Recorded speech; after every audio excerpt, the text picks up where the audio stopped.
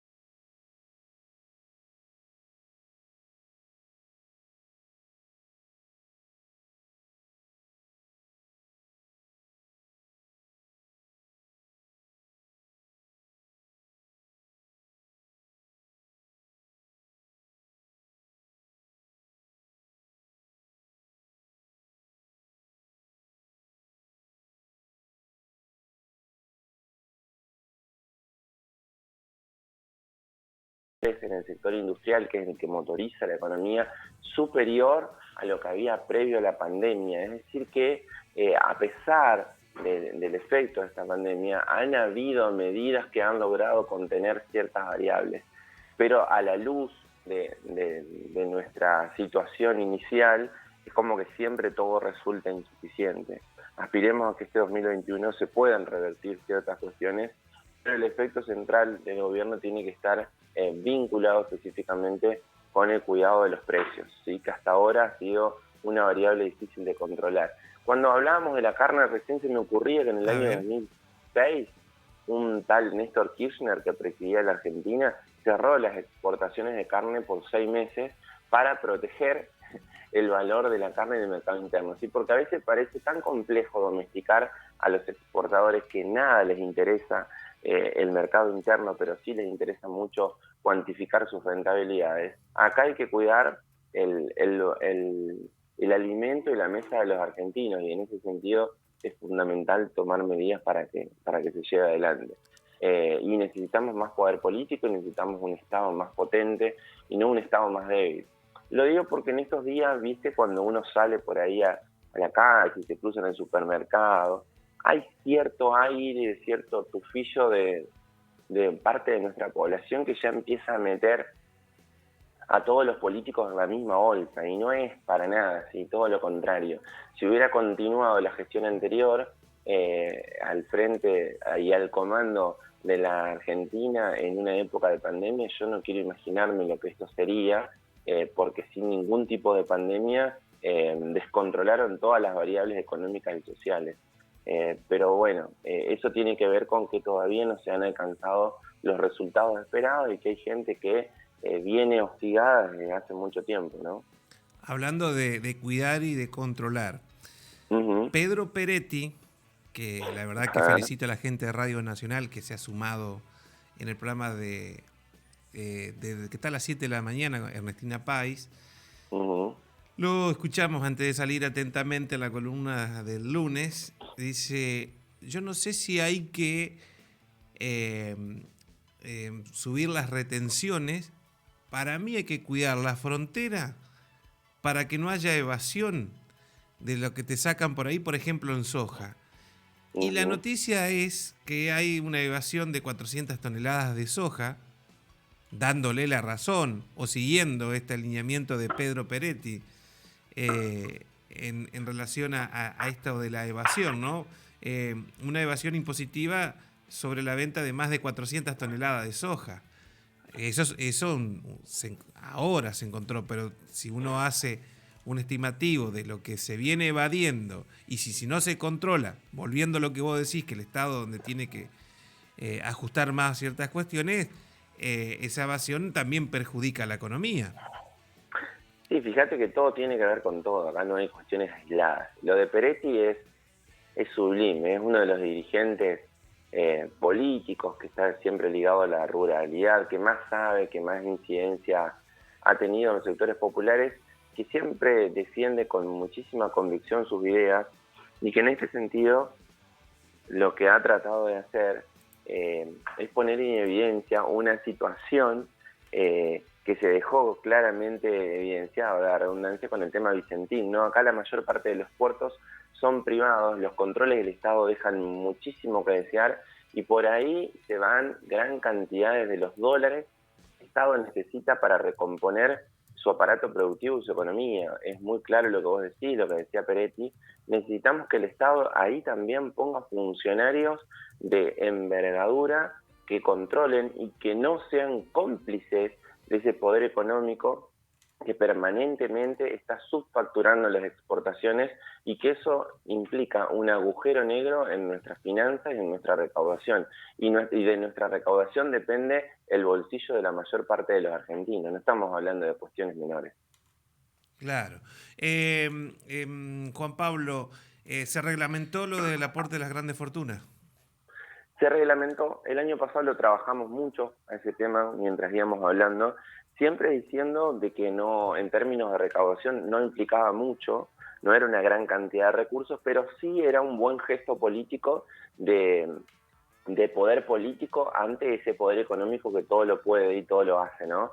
Entonces hay que ver cuánto se puede recaudar porque obviamente también lo hemos anunciado en este espacio, gran parte del Poder Judicial siempre está al servicio del Poder Económico y están trabajando intensamente en diferentes medidas para no pagar un mango de todo esto que implica el aporte extraordinario. Así que veremos cómo termina ocurriendo en la práctica, pero ya de por sí la ley no implicaba gran cantidad de recursos, sí es un gesto importante en términos políticos para poder poner reglas claras a aquellos que todos se lo llevan. Ojalá podamos avanzar con ese tema, pero desde la perspectiva de rentas permanentes y no de rentas extraordinarias, que en definitiva es lo que necesita la Argentina para salir de esta situación bastante compleja que estamos atravesando, no hace un año, sino hace más de casi 5 años. Para hacer un cierre de Sí. lo que estás diciendo de las grandes fortunas, Marcelo Casareto, diputado nacional, Ajá. sube esta información de las grandes fortunas y en la mayoría de los comentarios, y estoy hablando de comentarios muchos, salieron a atacarlo con esto, ¿por qué no se le cobra a los políticos? Yo digo, hay políticos que se le está cobrando que tienen esa fortuna, porque es para todo, no es que si sos político Sí. no lo cobra, no, y salieron a atacarlo directamente. ¿Cómo está la maquinaria? Y no vamos a entrar en esto porque lo hemos hablado muchas veces, la maquinaria mediática, cómo se ha instalado en la gente, que son grandes fortunas de tipos que ni conocen la gente y sale a atacar a alguien que conoce porque es demasiado, te puede Uh-huh. gustar ciertas cuestiones, pero está trabajando sobre, el Estado está trabajando sobre el aporte por única vez de tipos, son 12.000 personas multimillonarias, y la verdad que esa batalla cultural, que también la hemos hablado siempre, preocupa porque queda la evidencia. Vi poco, no digo que se felicite a un funcionario por esto, pero a ver, muchacho, se está atacando a 12.000 personas multimillonarias. No atacando, se le está pidiendo este aporte solidario por única vez. Sí, creo que son más que 12.000, son 9.000. Pero más allá de ese número, acá lo que importa es analizar otra cuestión también. Cuando gran parte de la población la está pasando mal, siempre las penas caen sobre lo que significa la política, ¿no? Y van todos contra la política, porque es la única herramienta que tiene el pueblo para modificar la distribución de la riqueza y las situaciones de desigualdad. Creo que por ahí parte un poco la crítica hacia esa moción. Y obviamente, como vos decías, acá hay una mella fundamental del discurso dominante que trata de deslegitimar la política todo el tiempo. Acá es lo que la población no se da cuenta, que la única herramienta que tenemos para salir de esto es la política, no hay cuestiones mágicas. De hecho, cuando en el 2001 se hablaba de que se vayan todos, de que ninguno sirve, vino un tipo desde la política y cambió la Argentina, y la Argentina pasó a ser otro país, ¿sí? Entonces, lo peor que podemos hacer es deslegitimar la política, sino hacer que la política sea ese instrumento que todos queremos y anhelamos y de alguna manera redistribuya la riqueza. Y esa cuestión del aporte extraordinario no deja de ser una señal positiva. Hay que inyectar muchísimo más y quizá hay dirigentes políticos que estén dentro de esos 9.000 o 12.000 argentinos que serán alcanzados. El problema es que si forman parte del campo nacional y popular hay que hacer una profunda rediscusión.